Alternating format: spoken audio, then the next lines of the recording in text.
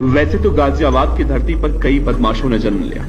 कहा जाता है पूरे देश में अगर पूर्वांचल में यूपी बिहार की बात छोड़ दी जाए तो सबसे ज्यादा बदमाश गाजियाबाद की धरती पर पाए गए, जिनके अपराध करने के तौर तरीकों ने पुलिस के सामने काफी परेशानियां खड़ी की। हम जिस कुख्यात गैंगस्टर की बात कर रहे हैं उसका नाम जोगिंदर उर्फ जग्गू पहलवान। अपराधी मार चुका हूं। हरियाणा में कितने लोगों को मारने का कॉन्टेक्ट मिला था और कितनी हत्याएं कर दी? 2 कर दी, 24 मारने थे, जिसे किलिंग मशीन भी कहा जाता था। ये वो दौर था जब उत्तर प्रदेश में श्री प्रकाश शुक्ला जैसे अपराधियों का बोलबाला हुआ करता था और पुलिस उसे साल 1998 में गाजियाबाद में एक एनकाउंटर में मार गिराती है। उसी गाजियाबाद के एक गांव में एक और अपराधी धीरे धीरे अपराध की दुनिया में अपना पैर पसार रहा था। जगह गाजियाबाद के लोनी इलाके का नेठौरा गांव, जहां पर जोगिंदर उर्फ जग्गू पहलवान आतंक का पर्याय बनता जा रहा था। जोगिंदर उर्फ जग्गू एक गुर्जर परिवार से ताल्लुक रखता। खेती किसानी से पूरा परिवार संपन्न था, लेकिन जग्गू थोड़ा गुस्सैल दिमाग का था, या यूं कह सकते हैं कि थोड़ा सा सनकी था। और जग्गू पहलवान ने गोकुलपुरी गांव के हंस कुमार जैन को मारकर अपने जीवन का पहला कत्ल किया और उसके बाद वो कभी पीछे मुड़कर नहीं देखा। अपने अपराध करने के तौर तरीकों को वो लगातार जारी रखा। जग्गू पहलवान के बारे में कहा जाता है कि वो जिस किसी से भी फिरौती मांगता और अगर किसी ने फिरौती देने से मना किया तो उसका एक ही वसूल था कि पैसा नहीं तो जिंदगी नहीं, और उसे मार डालता। गाजियाबाद में ही नहीं बल्कि इन कुछ सालों में जग्गू पहलवान का डंका पूरे दिल्ली एनसीआर में बजने लगा। बच्चों तक के जबान पर जग्गू पहलवान का खौफ पहुंच चुका था। 10 सालों के अंदर सबसे ज्यादा मर्डर जग्गू पहलवान ने किए। कॉन्ट्रैक्ट किलिंग की दुनिया का बादशाह बन चुका था जग्गू पहलवान।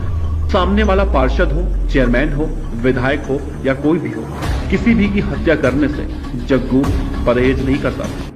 पुलिस पर भी कई सवाल उठने लगे थे क्योंकि पुलिस जोगिंदर उर्फ जग्गू पहलवान को गिरफ्तार ही नहीं कर पा रही थी, और करती भी कैसे। जग्गू पहलवान इतना शातिर बदमाश था, पुलिस के हत्थे चढ़ता ही नहीं। लेकिन कहते हैं 100 सुनार की तो एक लोहार की, और आखिरकार वो दिन आ गया जब जग्गू पहलवान को पुलिस ने गिरफ्तार किया। वो साल था अगस्त 2011। पुलिस की प्रेस कॉन्फ्रेंस चल रही थी, पत्रकार अपने सवाल जवाब कर रहे थे। तभी एक पत्रकार जग्गू से सवाल करता है कि आप सपा के नेता को मारना चाहते थे? तो जग्गू कहता है, मैं यूं ना देखता कौन सपा है कौन बसपा, यूं तो बस मेरी बंदूक की गोली देखा करे, बस मैं तो पीछे से मतलब रखा करूं। 24 मर्डर की सुपारी ले रखा हूं, 1 करोड़ 20 लाख एडवांस। जेल से बाहर आते ही इन सभी का गेम बजाऊंगा। आप अंदाजा लगाइए कि जग्गू पहलवान ये बयान मीडिया के सामने दे रहा था और पुलिस कस्टडी में भी। सोचिए जग्गू पहलवान कितना खिसका हुआ गैंगस्टर था। जेल गया और 1 साल के बाद जमानत पर बाहर आ गया। गाजियाबाद के एसएसपी रघुवीर लाल के सामने लोनी के पूर्व चेयरमैन चौधरी औलाद अली, लोनी के पूर्व थाना प्रभारी राशिद अली समेत कई लोगों को मौत के घाट उतारने का ऐलान किया, जिसके बाद लोनी क्षेत्र के गाजियाबाद पुलिस में सनसनी फैल गई। एहतियातन चौधरी औलाद अली की सुरक्षा बढ़ाई गई। जेल से बाहर आने के बाद अक्टूबर 2012 को एक दिन जग्गू लोनी के भारत गैस प्लांट के सामने अपने सेंट्रो कार से अपने साथियों के साथ जा रहा था।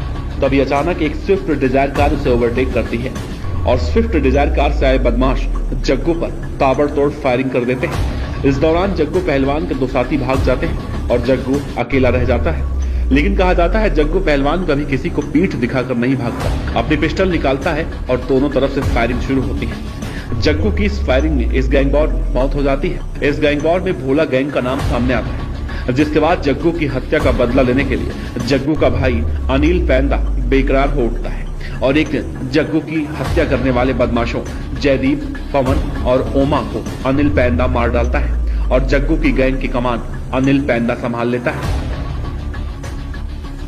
तो ये थी दास्तान जग्गू पहलवान के अपराधों की। लेकिन दोस्तों, ऐसी कहानियां सिर्फ फिल्मों में देखने में अच्छी लगती हैं। असल दुनिया में जो भी बदमाश बनता है उसका तो पूरा जीवन नर्क बनता ही है, उसके पूरे परिवार का जीवन नर्क बन जाता है।